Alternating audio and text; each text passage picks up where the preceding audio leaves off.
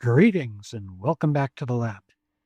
Today I've got kind of a new project and involves this part and that part, and yeah, everything is a mess here. I want to be careful about not knocking these wires right here because I'm testing out a lithium-ion battery, and it's a long process just to determine the capacity, to truly determine the capacity of it. So that's what's running on the side. That's why this is sticking into the picture. I've cleaned some of this up, believe it or not, but there's still more to go. But I wanted to talk about this. This is what I'm going to call the Wedge as a car. It's kind of reminiscent of something else that's out there right now, which I probably shouldn't name for fear of getting sued by somebody with way too much money. These are supposed to be the windows that are going to go in here. So this right here is the window that's going to go there. These two here and these two here go in here and here. And in the back, I've got brake lights and tail lights on both sides. I've got the back window, which if I angle it just right at some point along that plane, you'll be able to see through the windshield to the front of the car. Actually, it'd be easier to just do it that way, wouldn't it? Just got to make sure I have the angle right.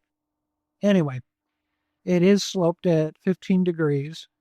If you feel like trying to replicate it, oops, okay, we got a sag here. So I've got some sanding to do to try and figure some of this out. I got to figure I didn't put supports on this, but I'm not sure why it sagged there. This was actually printed upside down. So that sag is actually a lack of, I don't know. But I've got the rear window here. I've got all the little tail lights here. And I've got the headlight, which is a groove here. And the upper tail light here. It's going to require kind of picking out some of the plastic and doing a lot of sanding.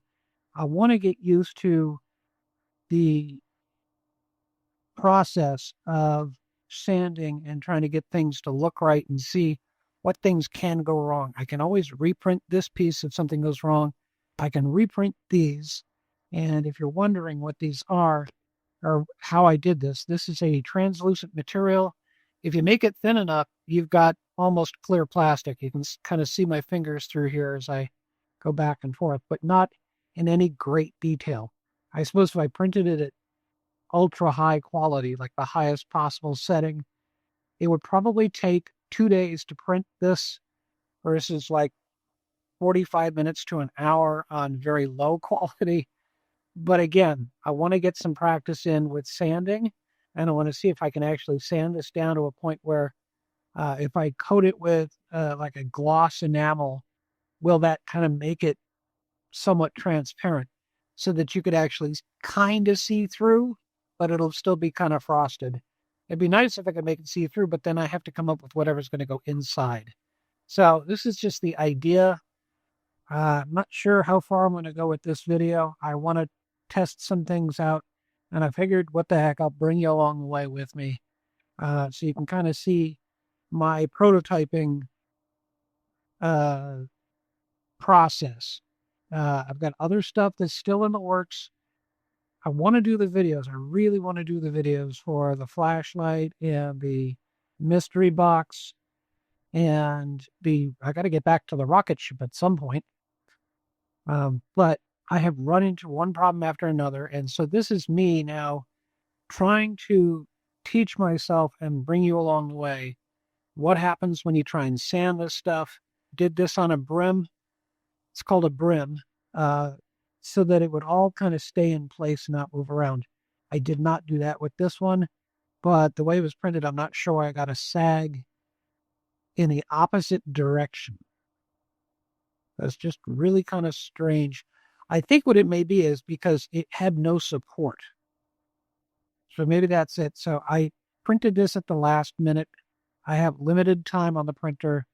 I printed it high speed, and I didn't do the supports because I knew it wasn't going to get finished. So we'll see. Maybe I can clean that up.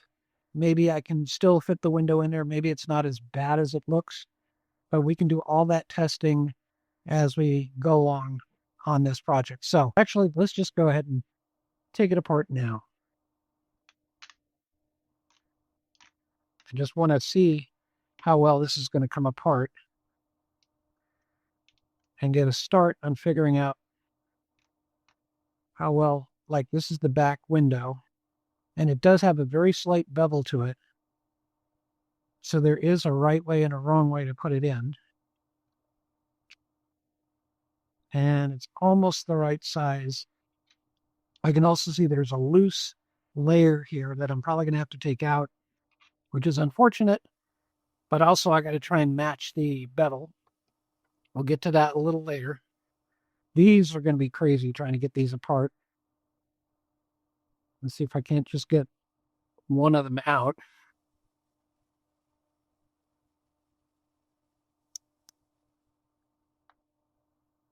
All right, we'll come back to that. Well, you got the side windows here. Let's see if we can't separate them. And okay, that's still got a brim on it. That might be to my advantage. I might be able to sand it this way, but I did kind of want to see, would this fit reasonably? I'm going to try and push it in from here. I think that's actually the wrong orientation. Push it in from the back, and then a brim gets in the way. I fold back the brim. I just rip off the brim.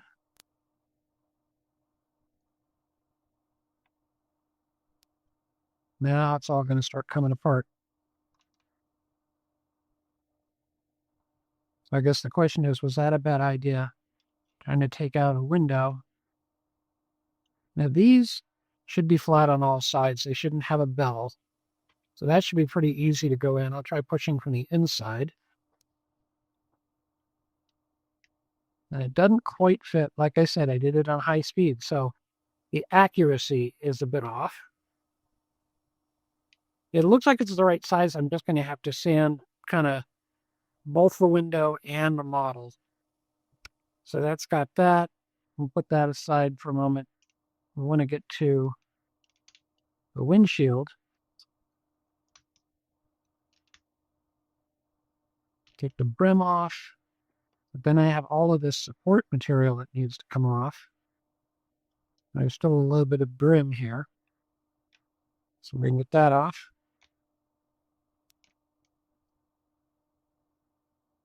I don't want to take too much off.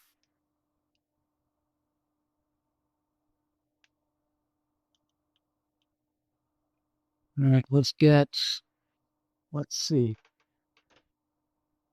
I'm going to get the sort of the rough cutters here. There's an old set of cutters that I'm not really using for wire.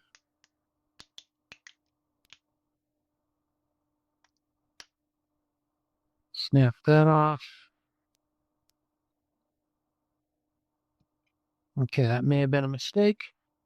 Let's go to a really narrow needle nose. See how well that works. We're just sort of crushing it together.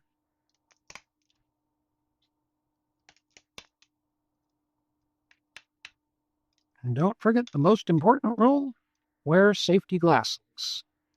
Stuff's pinging all over the place while I'm doing this. Some of you will get that reference.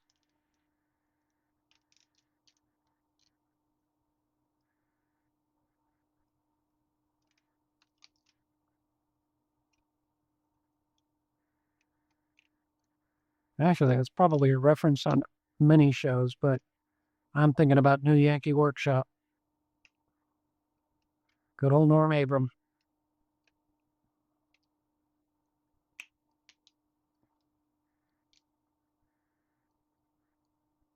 Oh, I think I got it. I can't quite tell what's still stuck on there. I don't want to take too many chances here. I can just pull, or am I pulling a string? Nope, I'm lucky. I got that out. That should theoretically go in. Yeah, again, it's too wide. Everything needs to be sanded down a bit. So, all right, I think I'm going to pause here. We'll call this part one. And in part two, we'll get to sanding and trying to fit some things together. I'll try and get the rest of this kind of apart. I won't bore you with all the details of what that ends up looking like, but I'll get all the parts ready to go. Oh, there are holes inside for LEDs. So that was the plan, was I actually wanted to design it so I could stick LEDs in there. And hopefully this is about a 5mm hole.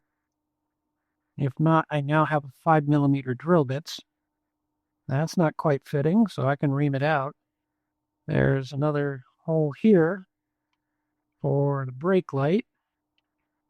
And this 5mm should stick in there. It's not. I'm going to have to clean out those holes as well. So, like I said, that's pretty much it for now. I'll do some more cleaning up, getting things organized, and then we'll get into the sanding stage and see where that takes us. Thank you so much for watching.